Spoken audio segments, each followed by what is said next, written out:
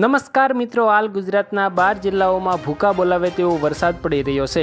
અમુક જિલ્લાઓમાં નદી નાળામાં પૂર આવ્યા છે, જ્યારે અમુક ખેડૂતોના ખેતરો ભારે વરસાદના કારણે ધોવાયા છે। હાલ સમગ્ર ગુજરાતમાં મોટાભાગના વિસ્તારોમાં વાવણી લાયક વરસાદ પડી ગયો છે અને આજથી 3 દિવસ સુધી સમગ્ર ગુજરાતમાં ભારે વરસાદની આગાહી આજે હવામાન વિભાગ દ્વારા કરવામાં આવી છે। તો મિત્રો, આજે આપણે આ વિડીયોમાં ગઈકાલે કયા કયા વિસ્તારોમાં કેવો વરસાદ પડ્યો, કેટલું નુકસાન થયું તે દરેક સમાચારો વિશે જાણીશું અને મિત્રો આજે રાત્રે કયા કયા વિસ્તારોમાં વરસાદ પડશે તેની પણ વાત કરીશું। તો આ વિડીયોને છેલ્લે સુધી જરૂરથી જોતા રહેજો અને આ વિડીયોની નીચે એક હાઇપ કરવાનું બટન છે તેને જરૂરથી દબાવી દેજો, જેથી આવનારા વરસાદ અને વાવાઝોડા અંગેના સમાચારો સૌપ્રથમ તમારા સુધી પહોંચી શકે। ત્યારબાદ જો તમે અમારી આ યુટ્યુબ ચેનલ પર નવા છો તો ચેનલને સબસ્ક્રાઈબ જરૂરથી કરી દેજો અને આ વિડીયોને તમારી એક લાઇક જરૂરથી આપી દેજો। તો મિત્રો, સૌપ્રથમ તમે ગઈકાલે પડેલા અમુક વરસાદના દ્રશ્યો જોઈ શકો છો। ભારે વરસાદના કારણે રસ્તાઓ પાણીમાં ડૂબી ગયા છે, જેથી લોકોને ભારે મુશ્કેલી પડી રહી છે, જ્યારે બીજી બાજુ ખેડૂતોના ખેતરો પણ ભારે વરસાદના કારણે પાણીમાં ડૂબી ગયા છે, જેના કારણે પાકોને પણ મોટું નુકસાન થઈ શકે છે। અત્યારે ધોધમાર વરસાદના કારણે ગુજરાતની તમામ નદીઓમાં નવા પાણીની આવક થઈ ગઈ છે। હવે આવનારા દિવસોમાં હવામાન વિભાગે ભારે વરસાદની આગાહી કરી છે, જેમાં સૌરાષ્ટ્ર પંથકોના અમુક દરિયા નજીકના વિસ્તારોમાં દરિયાનું પાણી ગામડાઓ સુધી પહોંચી શકે છે, જેના કારણે હવામાન વિભાગે આવનારા 7 દિવસ સુધી સમગ્ર દરિયાઈ વિસ્તારોમાં રેડ એલર્ટ જાહેર કર્યું છે। અત્યારે મિત્રો, બંગાળની ખાડીમાં એક મોટી વરસાદી સિસ્ટમ આકાર લઈ રહી છે, જેના કારણે હવે ગુજરાતમાં પવનની ઝડપમાં વધારો થશે અને જેમ આ વાવાઝોડું આગળ વધીને મધ્ય ભારત સુધી પહોંચી જશે તેમ તેની મોટી અસર ગુજરાત ઉપર પણ જોવા મળી શકે છે। હવામાન વિભાગની આગાહી પ્રમાણે આગામી 5 જુલાઈ સુધી વાવાઝોડાની અસર જોવા મળી શકે છે, એટલે 5 જુલાઈ પછી ગુજરાતમાં ભૂકા બોલાવે તેવો તોફાની વરસાદ પડી શકે છે। અંબાલાલ પટેલની આગાહી પ્રમાણે ગુજરાતને અત્યારે હાઈ એલર્ટમાં મૂકવામાં આવ્યું છે, કારણ કે ગુજરાતના પંથકોમાં અત્યારે વરસાદી વાવાઝોડા આકાર લઈ રહ્યા છે, જેના કારણે હવે તમામ લોકો તોફાની વરસાદ માટે તૈયાર થઈ જજો। મિત્રો, ગુજરાતમાં ચોમાસાએ ધમાકેદાર શરૂઆત કરી દીધી છે। છેલ્લા 3 થી 4 દિવસથી રાજ્યના અનેક જિલ્લાઓમાં ધોધમાર વરસાદ પડી રહ્યો છે। ગઈકાલે જૂનાગઢ જિલ્લામાં સૌથી વધારે વરસાદ નોંધાયો છે। જૂનાગઢમાં આશરે 12 ઇંચ જેટલો તોફાની વરસાદ નોંધાયો છે। આ તીવ્ર વરસાદના કારણે અનેક વિસ્તારોમાં જળબંબાકાર અને પૂરની સ્થિતિ પણ જોવા મળી રહી છે। આજે ગુજરાતના 8 જિલ્લાઓમાં હવામાન વિભાગે રેડ એલર્ટ જાહેર કર્યું છે, જેમાં ગીર સોમનાથ, અમરેલી, સુરત, નવસારી, વલસાડ, ડાંગ, તાપી, દાદરા નગર હવેલી અને દમણનો સમાવેશ કરવામાં આવે છે। મિત્રો, છેલ્લા 2 કલાકમાં રાજ્યના 43 તાલુકાઓમાં વરસાદ નોંધાયો છે। જો આજની વાત કરીએ તો આજે ભાવનગર, સુરત, તાપી, નવસારી, ડાંગ, વલસાડમાં અતિભારે વરસાદની શક્યતા સાથે રેડ એલર્ટ જાહેર કરવામાં આવ્યું છે। હવામાન વિભાગે લોકોને નદી નાળા, નીચાણવાળા વિસ્તારો અને પૂર પ્રભાવિત વિસ્તારોમાં ન જવાની અપીલ કરવામાં આવી છે। વહીવટી તંત્ર પણ રાહત અને બચાવ કાર્યો માટે તૈયારી કરી રહ્યા છે। હવામાન વિભાગે ગુજરાતના દરિયાકાંઠાના વિસ્તારો માટે ખાસ ચેતવણી જાહેર કરી છે। 6 જુલાઈ સુધી દરિયામાં 40 થી 50 કિલોમીટર પ્રતિ કલાકની ઝડપે પવન ફૂંકાશે, એટલે મિત્રો દરિયાની નજીક રહેતા લોકો સાવધાન થઈ જજો। હવામાન વિભાગના અનુમાન મુજબ આગામી દિવસોમાં પણ દક્ષિણ ગુજરાત, સૌરાષ્ટ્ર અને ઉત્તર ગુજરાતના કેટલાક ભાગોમાં વરસાદી માહોલ જોવા મળશે। જો આગામી દિવસોમાં પણ આ જ રીતે વરસાદ ચાલુ રહેશે તો રાજ્યની જળ સંપત્તિ અને પાણીની સ્થિતિ વધારે મજબૂત બની શકે છે। તંત્ર દ્વારા લોકોને વરસાદ દરમિયાન બિનજરૂરી બહાર ન નીકળવાની, જરૂરી સાવચેતી રાખવાની અને હવામાન વિભાગની સત્તાવાર આગાહીઓ ઉપર નજર રાખવાની અપીલ કરવામાં આવી છે।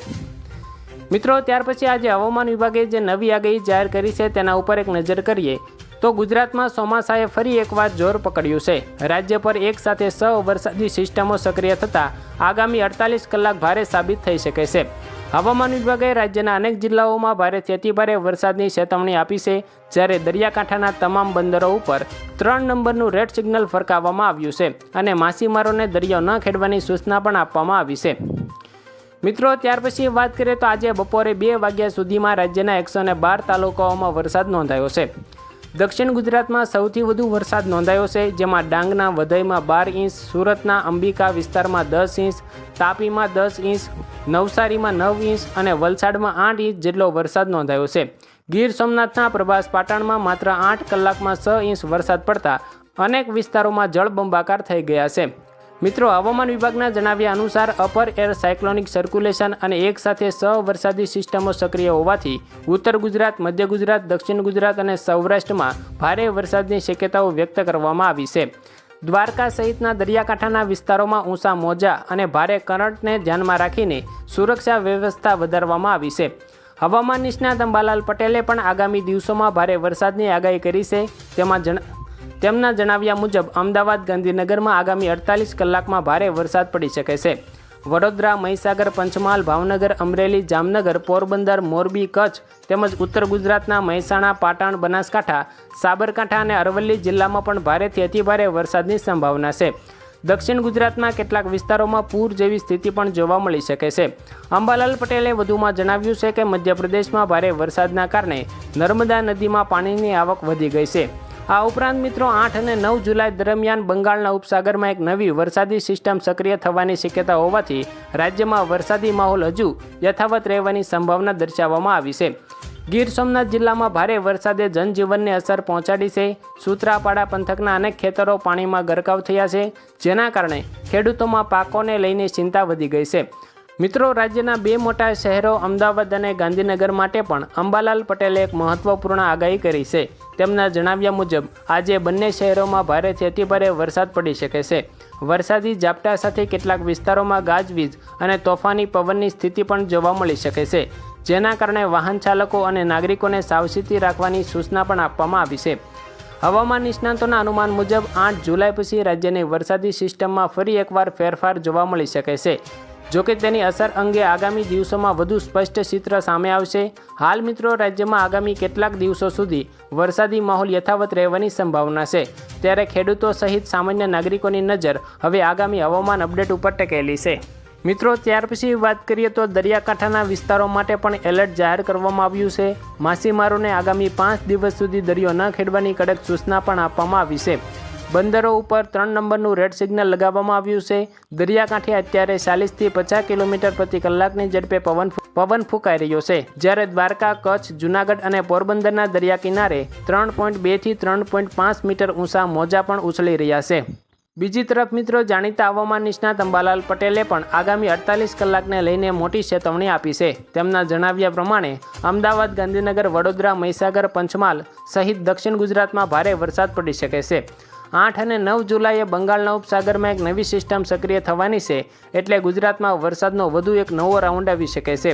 તેની સાથે મધ્યપ્રદેશમાં પણ ભારે વરસાદના કારણે નર્મદા ડેમમાં પણ પાણીની મોટા પ્રમાણમાં આવક થઈ શકે છે.